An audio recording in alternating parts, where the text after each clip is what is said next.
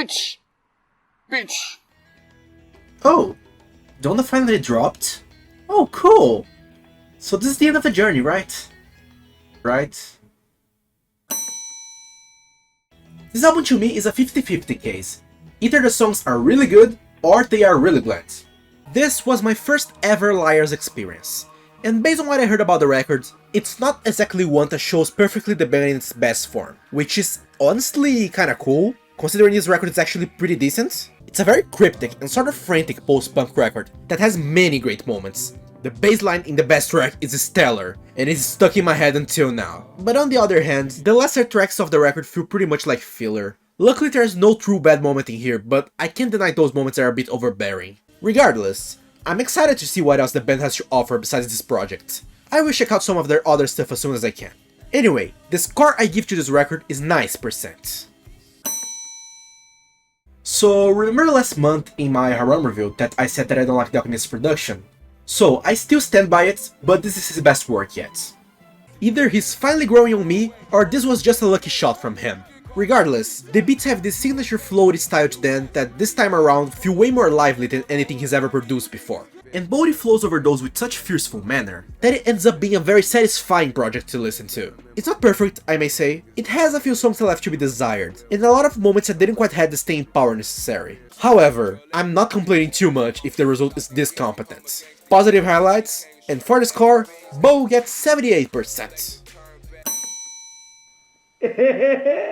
The biggest release of the year so far, and I doubt it will be surpassed. It's alright. My main issue here is basically the same as everyone else. This album suffers from the insane amount of filler.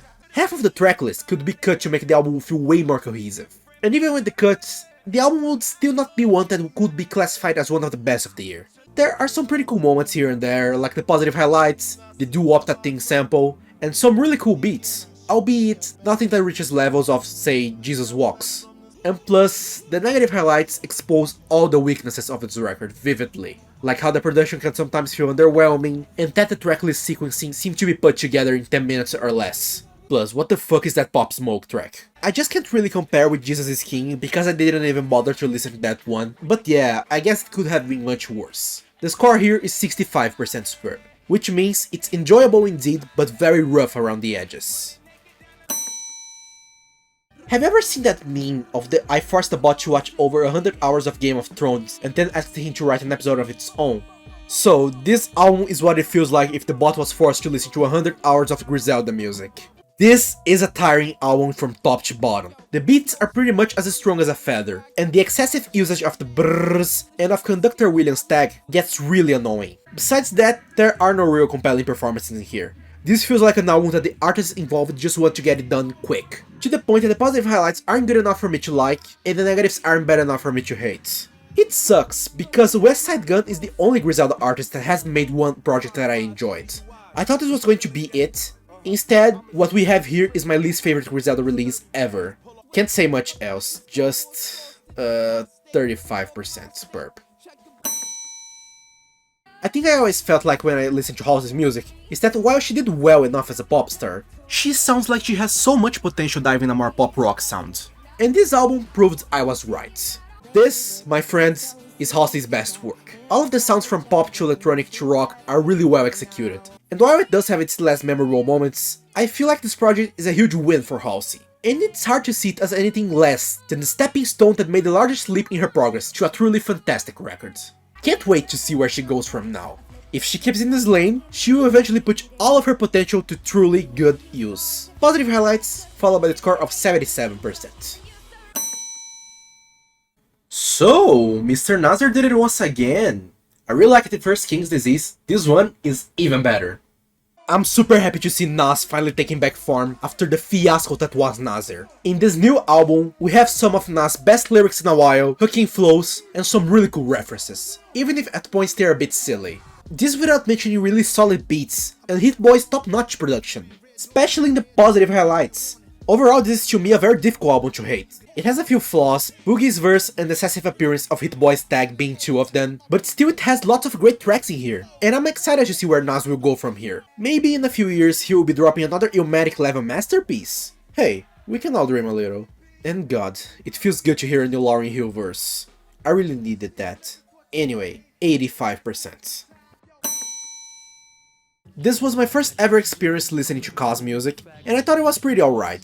The huge appeal of this record is definitely its very poetic lyrics, so if lyricism is your favorite thing in a rap project, this record is very much for you. But to me, the beats weigh hard when it comes to that. And this record has some really good ones, especially in the positive highlights, but some of them feel a bit bland, to the point that they don't really do a great job complementing the lyrical themes. I personally still enjoyed this record, nothing here is bad, not even the weakest points of the record, they just lack flavor. I'm still curious to check out Cos' other work. Hopefully it connects to me more than the 68% album did. Honestly, pretty alright. It's nothing as good as Song Machine or Plastic Beach, but nothing as lukewarm as Humans. It's just 3 really nice songs, just not extraordinary. First, a pretty cool dub track with smooth rapping and a nice flow. Then, a more energetic hip-hop track that is catchier and has a really cool guitar performance, and it's my pick for best track in here. And a more pop reggae influenced track. There, all this EP has to offer. It's good music at least, so it's welcome anyway. 77% superb. I never really cared about The Killers, so when this album came out, I only decided to check it out because I wanted to see what the band was up to nowadays. And after doing so, I might go for some of their other recent stuff, because this is pretty cool. A good chunk of this record is of pretty average Heartland rock tracks, but the positive highlights are all songs that can rank in my year-end list. They are adroit. However, there are a few points that I personally wasn't a fan of, like the interview segments. They don't seem to add up in the record in the way intended, and their abundance gets annoying after a while, and also some songs sound too similar to each other. On the other hand, the production is very clean, and even the weaker spots are some pretty alright tunes, that show that the Killers are still killing it, after all those years. I know. Thank you very much.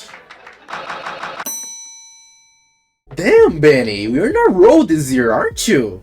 Earlier this year, Benny released Plugs I'm At 2, which became my favorite release in the Griselda camp ever. This time around, while he didn't quite top it, he got real close. Like disrespecting social distancing close. Most of my praises from that EP in fact apply here. Fantastic and incredibly tight beats, dynamic flows, and the guests do a really great job too. My only real criticism here is that it's a real short ride, so it feels like it's ending right when you are at the momentum of the release. And also, that intro is a fantastic build up to a full song with that beat, so realizing it was just a 30 seconds intro was a bit disappointing. But putting that aside, this project is great. I do still prefer Plugs I'm At 2 over it, but this one is not too far behind. See? Just 3 points below.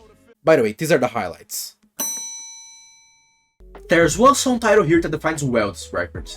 Lost. Jake is pretty much going the same path he has been in since On My One, this sort of rockabilly indie and dance music hybrid. It's the third time he does that, and once again, all of it sounds completely disjointed, and like he doesn't know what he wants from his music.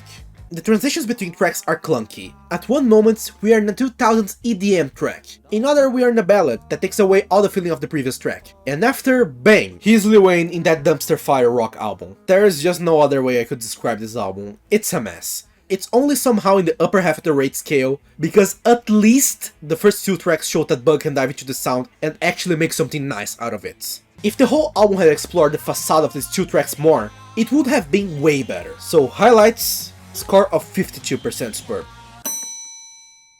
I feel like this is going to be one of those reviews where I should really keep a certain thing in mind throughout. This album is definitely not for everybody, and I am part of that demographic. If I could define this record in just one word, it is harrowing. The emotion and angst this record exhales through the listen is something beyond this world. The sensations this record gives through the lyrics, instrumentals, production, to me, is that it is the credits roll of the world.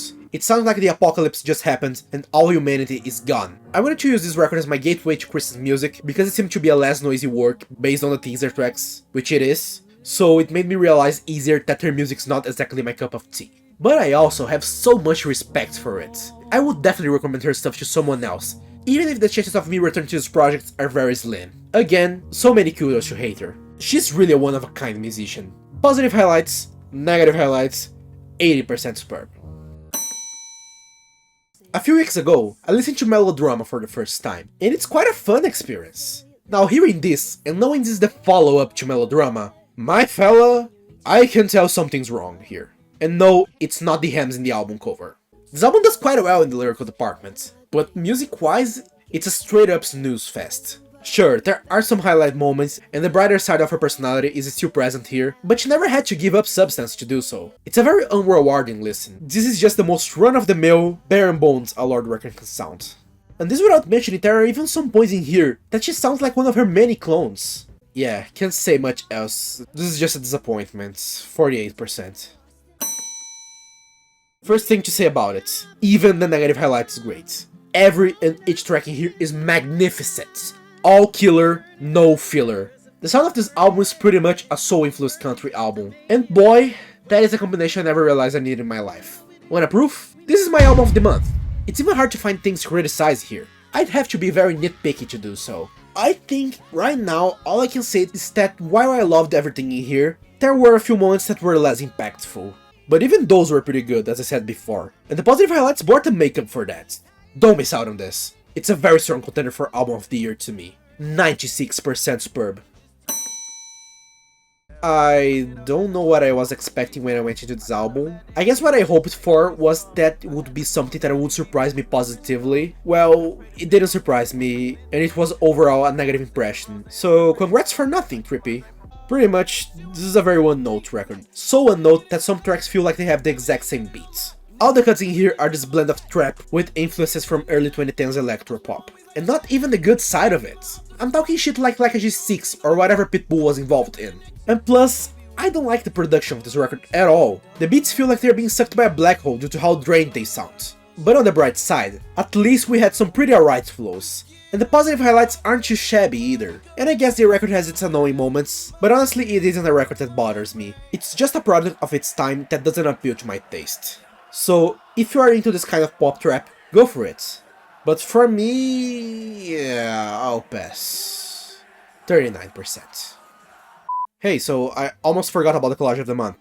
We have Yeehaw Magnificence, we have a Butcher that makes music, we have the guy that made Illmatic, and we have the Apocalypse in form of music. Pretty cool collage if I say so myself.